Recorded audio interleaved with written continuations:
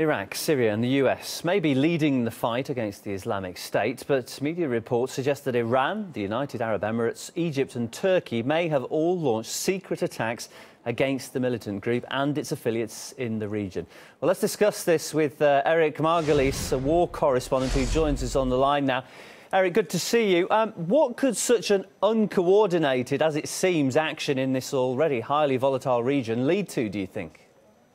More uncoordination and more confusion. What a mess this is turning into.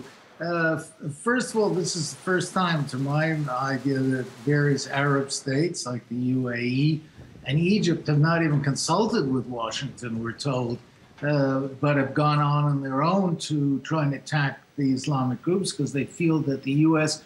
is not being forceful enough in attacking the Islamists. But it's hard to know which Islamists, and there are all kinds with different affiliations and different viewpoints. OK, in your opinion then, would it be better to see all of these sides that we've mentioned fighting the Islamic State actually come together, unite their forces, perhaps deliver a powerful, synchronised blow? Well, it's hard to synchronize anything in the Middle East. They can't even decide what time the moon comes up to begin Ramadan. They're still arguing about it. So it's going to be very difficult. And they have different interests. You know, Egypt is emerging as an extremely right-wing power on its own that wants to crush Islamists everywhere. The UAE is less militant on that. Qatar is on the other side. Washington is trying to figure out how to get a grasp again on the situation, which frankly right now it's having trouble understanding. It seems like Washington is in a pretty tricky political situation right now, having to admit that it's actually fighting people it once supported. How do you see America trying to deal with this? Well, what a bad joke this whole thing is.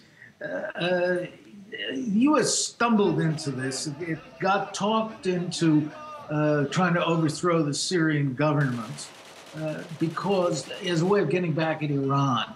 And the Israelis were very influential in doing this, hoping that the U.S. would crush the Syrians. But now the U.S. is actually, we've been saying for a long time that the natural ally of the U.S. is the Syrian government against these jihadist forces. So now the U.S. is supporting anti-Syrian government jihadists in Syria, and yet 2 kilometers across the border, they're supporting anti-government jihadists in Iraq.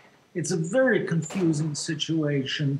Nobody can then figure out who are these so-called moderate Islamic forces. Probably the only way is to get them to wear green hats and have the other ones wear blue hats or something so you can distinguish them.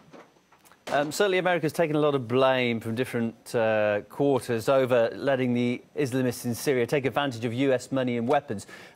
Could we say that Washington's perhaps now fixing its own mistakes? It's trying to, but the U.S. has painted itself in a corner. You know, in international affairs, you should never call people names because you never know when you're going to end up working with them. And this is a perfect example. The U.S. has been branding the Syrian government to terrorists, just the way they brand the Taliban terrorists. And now if the U.S. makes any approach to the Syrians, the Republicans in Washington will have a field day saying, oh, you're cooperating with terrorists. So it was a big mistake. And this whole thing has been a fiasco from day one. The U.S. should never have gotten involved in the Syrian situation. Let's see how much deeper it gets sucked in before it decides it's time to start backing out. OK, thanks so much for joining us, giving us your thoughts on the situation. We're speaking to Eric Margolis, war correspondent.